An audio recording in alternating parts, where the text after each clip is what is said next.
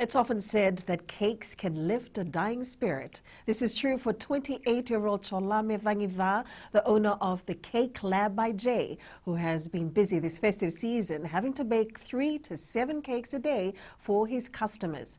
Vangiva was to return to his job in the Cook Islands after holidaying here at home. However, he couldn't leave the country due to border closures. Apeniso Wangairundova reports this eventually led to the birth of his cake business.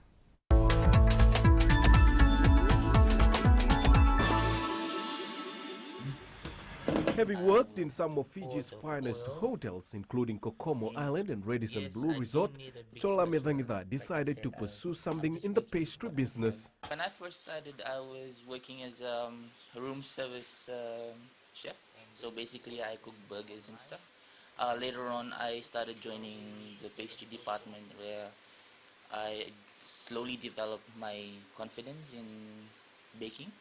His participation in culinary competition and his previous experience in the field allowed him to open his business despite in a competitive environment.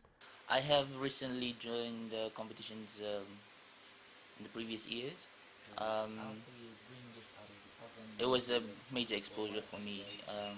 Didn't actually win, but it was a win for me because I exposed my talent and actually learned a lot from others. Few years ago, Vangiva left to work in Cook Island and now stuck at home has only made him realize his potential.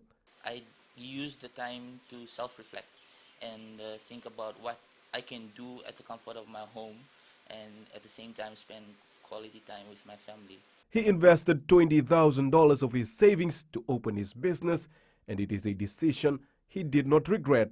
Having to stay home without a job for a couple of months, I had to think outside the box so that I can provide for my family. The QBS old scholar also attributed his success to the boarding school experience, where food was a challenge. Most times we would be hungry, having limited food, and we usually just that was also one of the greatest impact that built my passion for food.